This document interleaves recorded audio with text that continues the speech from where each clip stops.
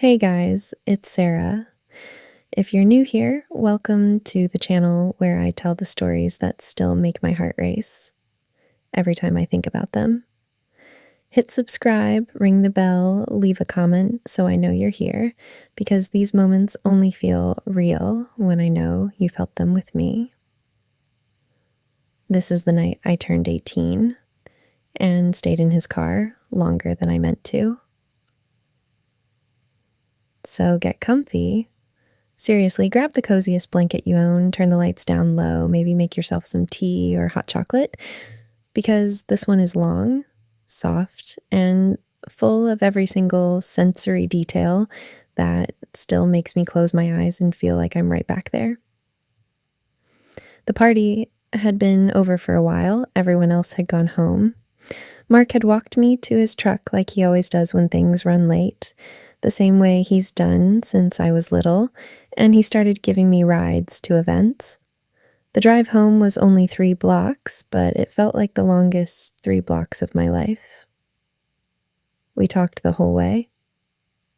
Easy stuff at first, how the cake turned out, red velvet with cream cheese frosting, my mom's recipe, a little lopsided but perfect, how my little brother's off-key singing made everyone laugh until we cried, how the necklace he gave me, the tiny silver star pendant, caught the light every time I moved my head, but underneath the words the air felt different, thicker, heavier, like we were both dancing around something bigger.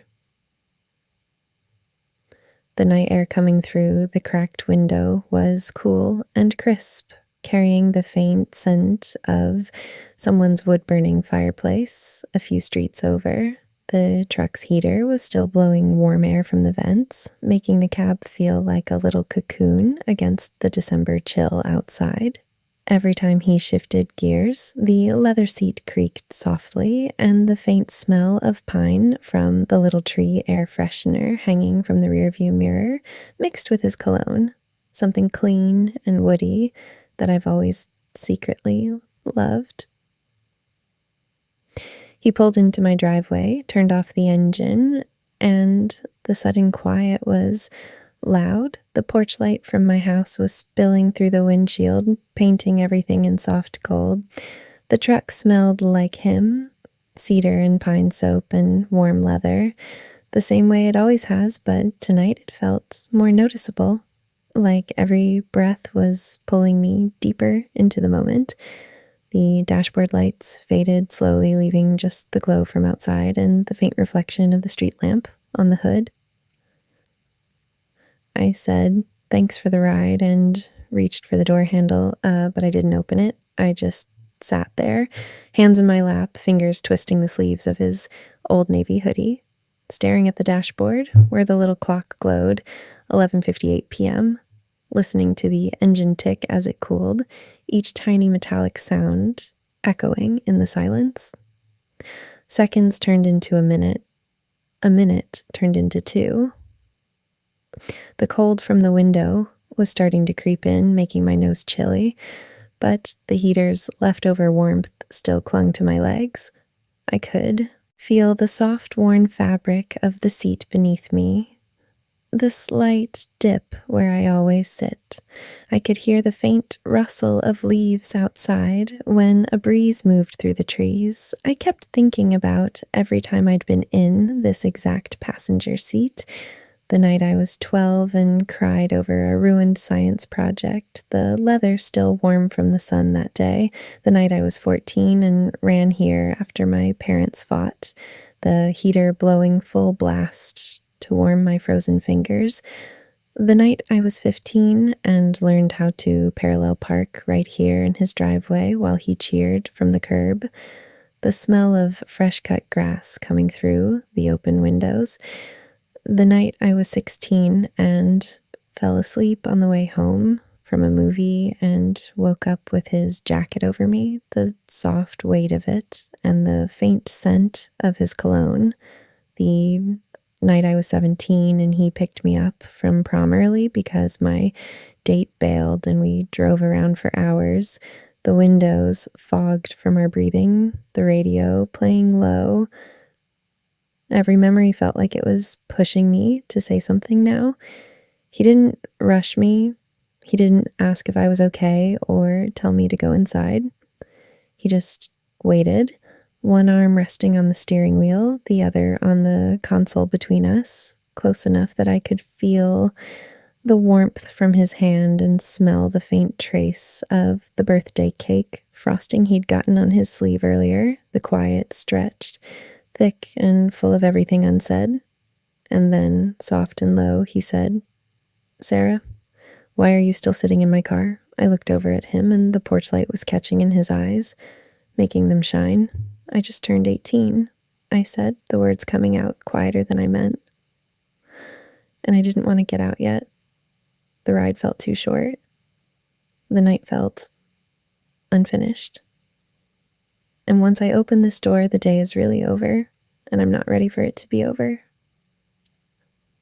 He turned toward me a little more, the leather seat creaking softly under him. "You could have asked me to drive around the block," he said. But there was a small smile in his voice, like he already knew that wasn't what I needed. "I know," I whispered. "But I was afraid if I asked, you'd say yes out of politeness. And if I got out, I'd lose my nerve and never say what I came here to say." The truck was so quiet, I could hear both of us breathing, the faint tick of the cooling engine, the soft rustle of leaves outside. He leaned back against the headrest, looking at me like he already knew what was coming. "Then don't lose your nerve," he said softly. "Tell me what you stayed for." I took the deepest breath I'd taken all night. "I love you," I said.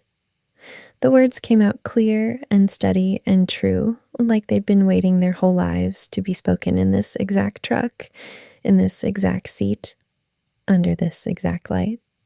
"I've loved you every single day I wasn't allowed to say it, through every ride home and every almost touch and every time I pretended falling asleep on your couch was enough. And I'm 18 now, Mark, and I couldn't get out of this car tonight without telling you." The silence that followed was the fullest silence I've ever known. Mark looked at me for the longest moment, eyes shining in the porch light, and then he smiled, small, soft, like sunrise after the longest night. "I've loved you longer than I've known how to say," he whispered. "I was just waiting for the night you decided not to get out of my car." He reached across the console for my hand. I gave it to him without hesitation. We didn't kiss right there in the driveway. My parents' porch light was on after all. But when he walked me to the door and said goodnight one last time, he brushed his thumb across my cheek and promised, "We'll talk more tomorrow." And just like that, I wasn't the girl rushing to get out of his car anymore. So yeah, that's the night I turned 18 and stayed in his car longer than I meant to. Sometimes the bravest thing you can do is not open the door right away and trust that the person next to you has been hoping you'd stay all along. If this made your heart do the little fluttery thing, give it a big thumbs up, drop a comment with the moment that got you the most, and if you're new here, subscribe, because there are so many more stories coming. Thank you for being here with me while I tell this one. It still feels like the best kind of magic every single time I think about it. See you in the next one.